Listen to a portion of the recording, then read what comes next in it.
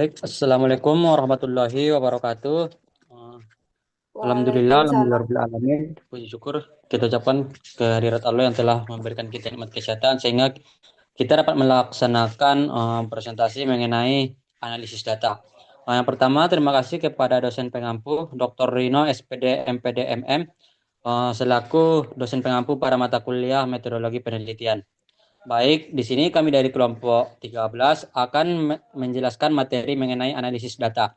Adapun anggota kelompok kami di sini yang pertama yaitu Perisa Nabila, Pirgi Aisyah Sapitri, dan saya sendiri Hoirul Saleh. Nah, untuk materi yang pertama akan disampaikan oleh rekan saya Perisa Nabila. Kepada Perisa dipersilahkan. Baik, terima kasih kepada moderator. Di sini saya akan menjelaskan tentang estimasi dan probabilitas, di mana pengujian hipotesis merupakan proses yang kompleks, terutama jika data yang diteliti merupakan data sampel atau bagian dari populasi. Pernyataan hipotesis, sebagaimana diketahui, merupakan ekspektasi peneliti mengenai karakteristik populasi yang didukung oleh logika teoritis. Proses inferensi pada dasarnya dapat dilakukan melalui satu dari dua cara. Yang pertama yaitu estimasi nilai parameter populasi atau membuat keputusan mengenai nilai parameter atau pengujian hipotesis. Estimasi nilai parameter populasi akurasinya tergantung pada representasi sampel yang diambil dari populasi yang bersangkutan. Eh, Selanjutnya yaitu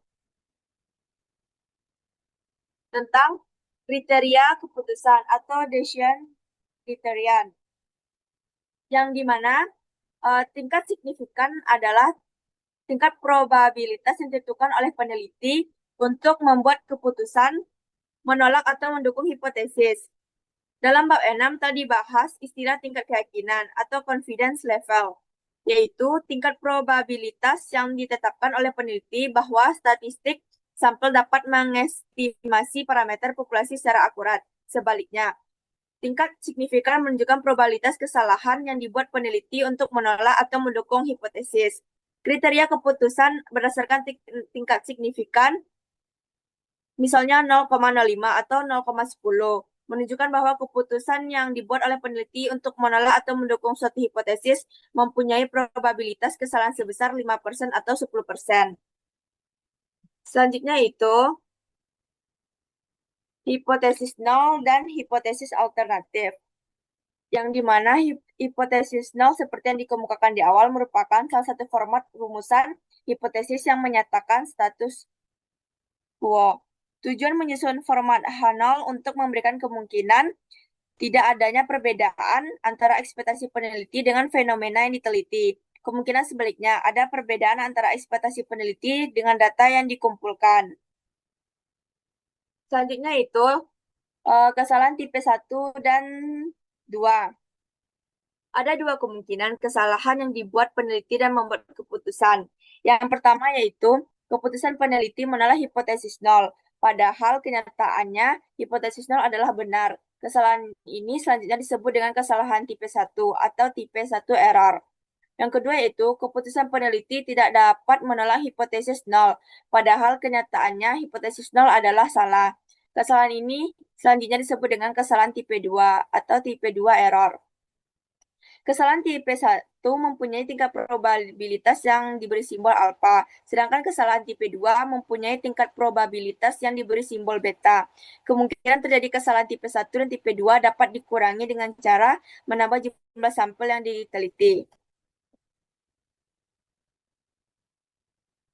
Materi yang selanjutnya akan saya jelaskan yaitu tentang pengujian statis. Yang pertama itu pengujian alfa,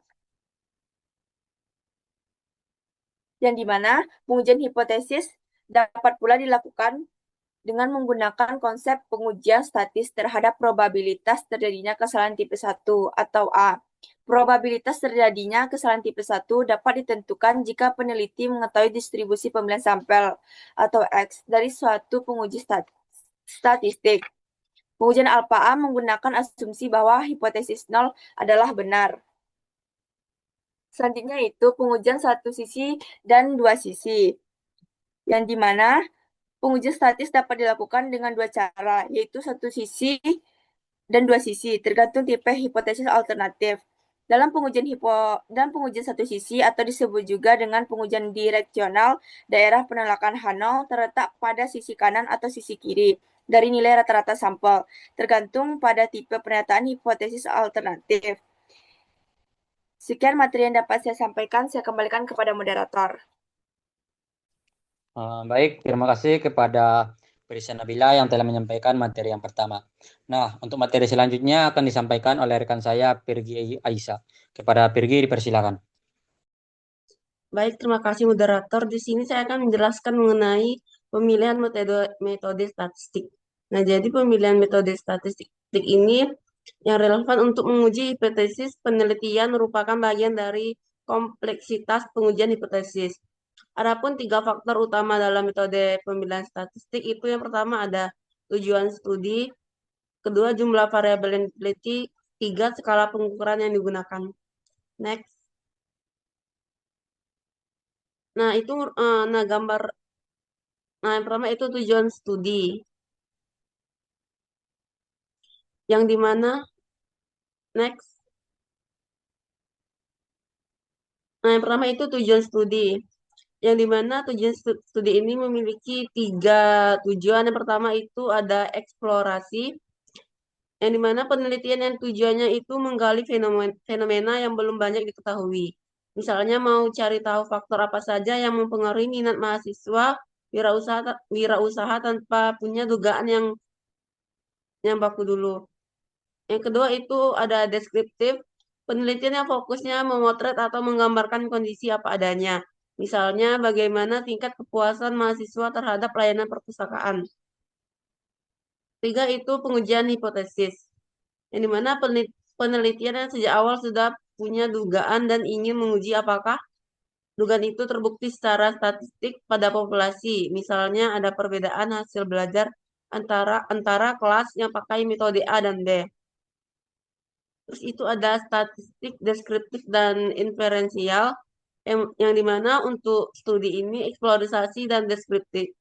Analisis datanya memakai statistik deskriptif seperti rata-rata, median, persentase, tabel, dan grafik untuk merangkum data sampel. Nah, jadi tujuan untuk menguji hipotesis ini dipakai statistik inferensial untuk menarik kesimpulan tentang populasi berdasarkan data sampel dengan mempertimbangkan normalitas distribusi dan skala pengukuran. Terus ada hipotesis dan jenis uji, yang dimana dalam studi ini pengujian hipotesis ada dua bentuk utama hipotesis yang diuji, yaitu hipotesis komparasi, perbedaan, dan hipotesis asosiasi, hubungan. Hipotesis komparasi menguji apakah ada perbedaan antara dua atau lebih kelompok. Sedangkan hipotesis asosiasi menguji apakah ada hubungan atau kolerasi antar variabel. Terus itu ada uji komparasi, yang dimana uji pembeda. Nah, jadi uji pembeda ini dipakai ketika peneliti ingin tahu apakah rata-rata atau distribusi dua atau lebih kelompok itu beda secara signifikan. Misalnya, membandingkan nilai ujian antara kelas pagi dan sore. Contohnya, uji komparasi parametrik adalah uji T dan ANOVA. Sedangkan jika syarat parametrik itu tidak terpenuhi, biasa dipakai uji non-parametrik seperti Mann-Whitney atau Kruskal. Terus itu ada uji asosiasi, yang dimana uji hubungan. Nah, uji hubungan ini digunakan ketika peneliti ingin tahu apakah dua variabel saling berhubungan. Misalnya hubungan antara motivasi belajar dan IPK mahasiswa. Contohnya, yang dimana kolerasi dan regresi untuk data parametrik atau kolerasi Spearman atau kendali dan untuk kondisi non-parametrik maupun data kategori. Next.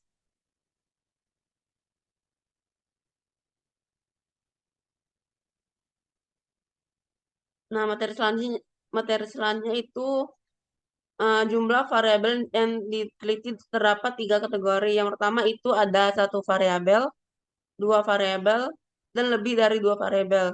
Nah, jadi berdasarkan kategori penelitian tersebut, terdapat 3 kategori. Yang pertama itu analisis data univariate, yang dimana terdiri atas metode-metode statistik, deskriptif, dan statistik inferensial yang digunakan untuk menganalisis data satu variabel penelitian.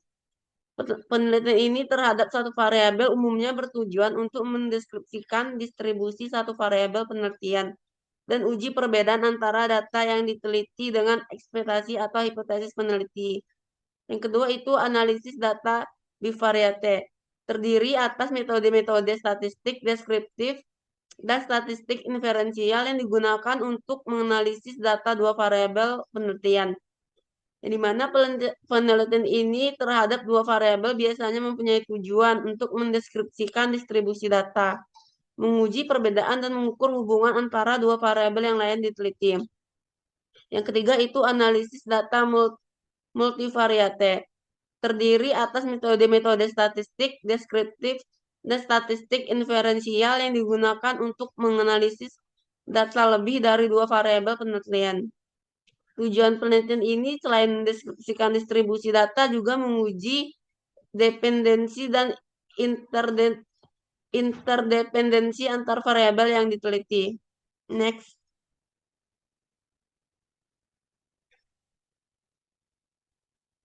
Nah, terus materi selanjutnya itu skala pengukuran.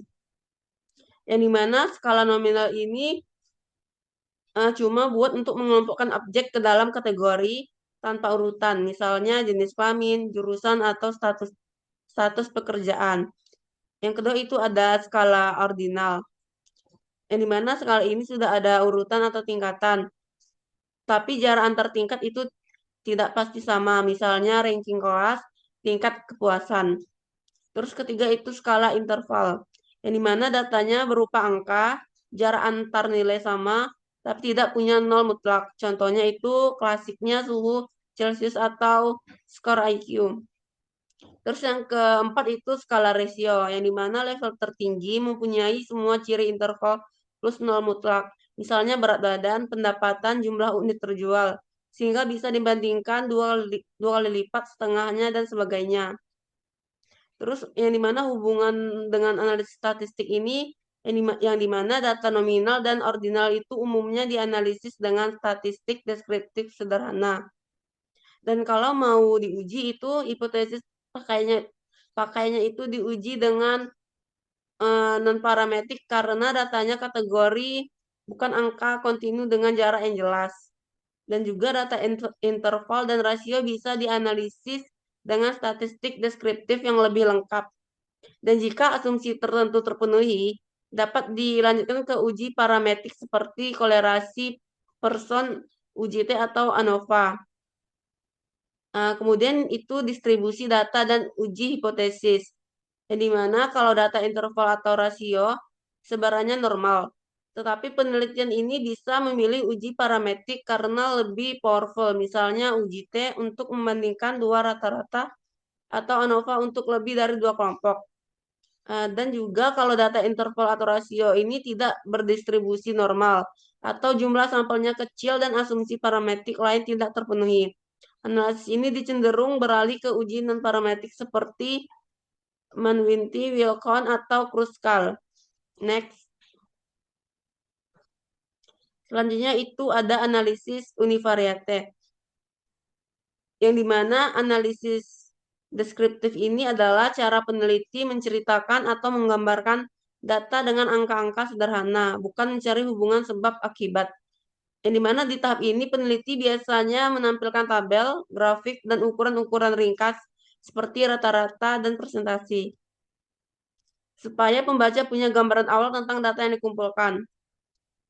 Kemudian juga ada komponen utama analisis deskriptif ini, yang dimana umumnya ada 3 komponen yang ditujukan di tabel kecil pada gambar tersebut, yang di dalam PPT, yang dimana itu ada frekuensi.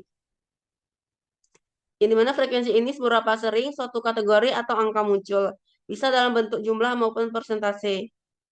Terus yang kedua itu ada tendensi sentral, yang dimana nilai mewakili pusat data, misalnya rata-rata, median, dan modus. Selanjutnya itu ada dispersi atau penyebaran, yang dimana seberapa jauh data menyebar dari pusatnya, misalnya rentang dan standar deviasi. Dan kemudian juga ada hubungan dengan skala pengukuran, yang dimana pemilihan statistik deskriptif ini sangat tergantung pada skala pengukuran variabel. Itu pertama ada untuk nominal, itu misalnya jenis kelamin, jenis usaha, biasanya dipakai frekuensi dan proporsi atau persentase. Yang kedua itu ada untuk ordinal, misalnya sangat setuju, setuju, netral, tidak setuju. Bisa pakai frekuensi, persentase, dan median. Kemudian itu untuk interval atau rasio, misalnya umur, omset, skor, tes, bisa menggunakan rata-rata, standar deviasi, dan untuk penyebaran lainnya. Next. Selanjutnya itu ada uji hipotesis, yang dimana hipotesis ini adalah metode statistik yang digunakan untuk menguji suatu pernyataan terkait satu variabel penelitian berdasarkan tujuan studi dan jenis skala pengukuran data. Uji ini bertujuan untuk mengetahui apakah ada perbedaan antara nilai sampel dengan populasi atau dengan nilai diharapkan oleh peneliti. Jenis uji hipotesis yang digunakan bergantung pada tipe data dan skala pengukuran variabel. Itu pertama ada untuk data nominal dapat digunakan chi-square test dan t-test untuk membedakan dua proporsi kategori. Yang kedua, kemudian itu ada untuk data ordinal digunakan chi-square test untuk membedakan urutan kategori dan Kolmogorov-Smirnov test untuk menentukan kategori variabel. Selanjutnya itu untuk data interval dan rasio digunakan z-test dan t-test untuk menguji perbedaan antara sampel dan populasi. Sekian materi yang dapat saya sampaikan, saya kembalikan kepada moderator. Baik, terima kasih kepada Virgi yang telah menyampaikan materi yang kedua. Nah, materi selanjutnya akan saya sampaikan yaitu mengenai analisis bivariat. Analisis bivariat adalah pengujian hipotesis dalam analisis bivariat seperti yang telah disebutkan pada awal, yaitu umumnya mempunyai tujuan untuk menguji perbedaan dan mengukur hubungan antara dua variabel penelitian. Nah, tujuan yang pertama yaitu untuk menguji perbedaan. Uji perbedaan dalam analisis bivariat dapat berupa perbedaan dua kategori data atau perbedaan antar tiga atau lebih kelompok data dari dua variabel yang diteliti. Misalnya, penelitian terhadap 4 kelompok mahasiswa mempunyai tujuan untuk mengetahui pengaruh perbedaan variabel metode pengajaran yang diterima oleh setiap kelompok mahasiswa terhadap variabel kinerja setiap kelompok mahasiswa. Jumlah kelompok dan skala pengukuran kedua variabel tersebut mempengaruhi pemilihan metode statistik pengujian data. Metode statistik yang digunakan untuk uji perbedaan antara dua variabel penelitian dipengaruhi oleh jumlah kelompok independen dari setiap variabel dan tipe skala pengukuran. Untuk menguji perbedaan antara dua kelompok independen dari dua variabel penelitian, peneliti dapat menggunakan z-test dan chi-square test untuk data yang diukur.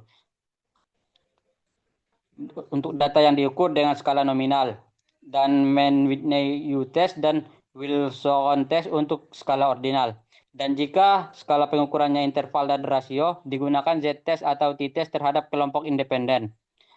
Untuk uji statistik Kruskal-Walsh dapat menggunakan rumus yaitu H sama dengan 12 per N dikali N tambah 1 delta RI pangkat 2 per NI dikurang 3 kali N tambah 1, di mana RI adalah jumlah pangkat setiap kelompok dan NI adalah besarnya sampel setiap kelompok, serta N adalah jumlah sampel semua kelompok.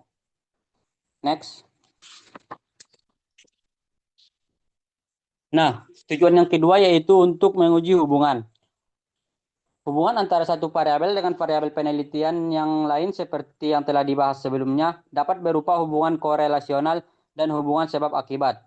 Uji hubungan dalam analisis bivariat berikut ini lebih ditekankan pada bentuk hubungan korelasional.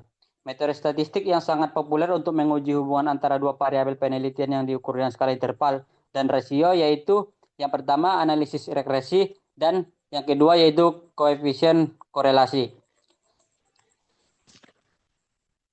Next. Nah, materi selanjutnya yaitu mengenai analisis multivariat.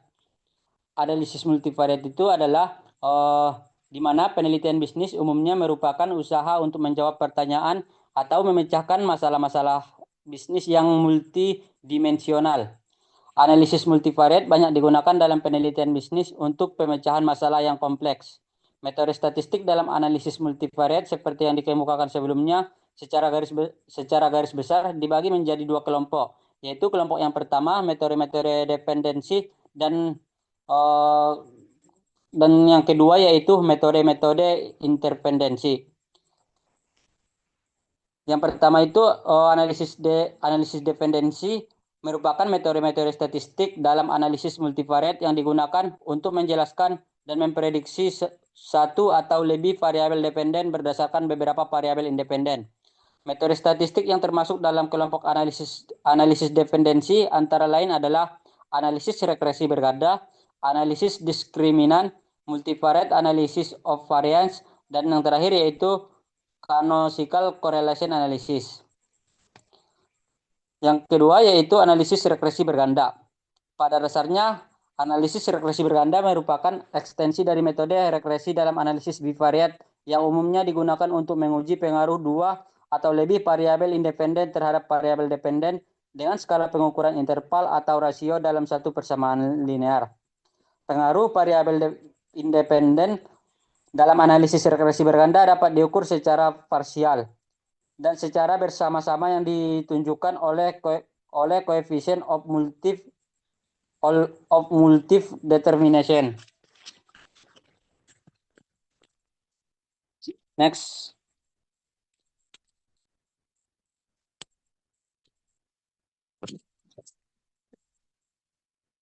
Yang ketiga yaitu analisis diskriminan, yaitu merupakan metode statistik untuk memproduksi pengaruh beberapa variabel independen diukur dengan skala interval atau rasio terhadap satu variabel dependen dengan dua atau lebih kategori yang diukur dengan skala nominal. Misalnya penelitian untuk memprediksi pengaruh current ratio, return of assets, dan debt assets ratio terhadap kebangkrutan atau ketidakbangkrutan suatu perusahaan. Selanjutnya yaitu canonical correlation analysis, yaitu pada dasarnya merupakan ekstensi dari metode regresi berganda untuk menguji korelasi antara dua atau lebih variabel dependen dan beberapa variabel independen yang semuanya diukur dengan skala interval atau rasio. Misalnya, peneliti ingin menguji korelasi antara sekelompok variabel perilaku konsumen, yaitu variabel dependen dengan sekelompok variabel kepribadian konsumen atau variabel independen. Next.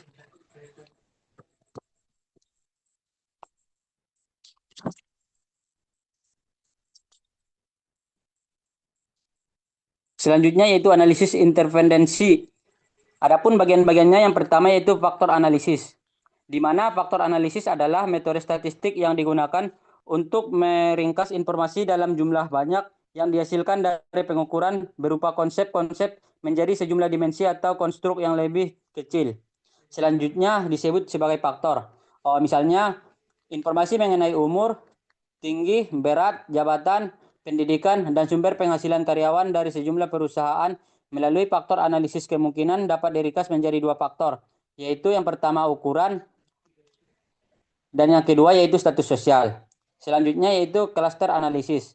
Cluster analisis adalah metode statistik yang digunakan untuk mengelompokkan subjek atau objek penelitian dalam jumlah banyak menjadi kelompok-kelompok dalam jumlah kecil yang bersifat mutually eksklusif. Suatu kelompok terdiri atas subjek atau objek yang mempunyai karakteristik homogen, sedangkan subjek atau objek antar kelompok mempunyai karakteristik yang heterogen. Misalnya, 24 perusahaan minimum ringan dikelompokkan berdasarkan karakteristik perusahaan berdasarkan dua dimensi, yaitu unit yang diproduksi dan jumlah biaya produksi. 24 perusahaan tersebut melalui klaster analisis dapat dikelompokkan menjadi tiga kelompok. Yang pertama yaitu kelompok yang pertama dapat diukur menggunakan unit penjualan dan unit penjualannya tinggi dan biaya produksinya rendah. Sedangkan kelompok yang kedua, unit penjualannya sedang, sedangkan biaya produksinya sedang. Dan kelompok yang ketiga, unit penjualannya rendah, sedangkan biaya produksinya tinggi.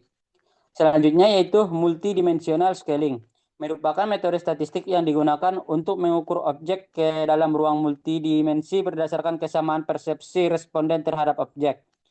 Perbedaan persepsi responden terhadap objek direfleksikan dengan jarak relatif antar objek dalam ruang multidimensi. Misalnya Hofstede mengukur kultur 53 negara berdasarkan survei yang dilakukan terhadap karyawan perusahaan IBM yang beroperasi di negara tersebut. Di antaranya diukur berdasarkan dimensi kultur, power, distance, dan individualis kolektivis. Next. Nah, cukup sekian materi yang dapat saya sampaikan. Adapun kesimpulan dari materi kami ini adalah pengujian hipotesis dilakukan dengan menentukan probabilitas, menetapkan keputusan, dan memahami kemungkinan terjadinya kesalahan tipe 1 dan tipe 2. Pemilihan metode statistik didasarkan pada tujuan penelitian, jumlah variabel, dan jenis skala data. Analisis univariat digunakan untuk menggambarkan data dasar. Analisis bivariat untuk melihat perbedaan atau hubungan antar dua variabel. Dan analisis multivariat untuk mengkaji keterkaitan banyak variabel sekaligus. Seluruh bagian tersebut menunjukkan alur lengkap dalam menganalisis data penelitian secara sistematis. Baik, cukup sekian presentasi yang dapat kami sampaikan. Saya tutup dengan ucapan wabillahi taufiq wal hidayah. Assalamualaikum warahmatullahi wabarakatuh.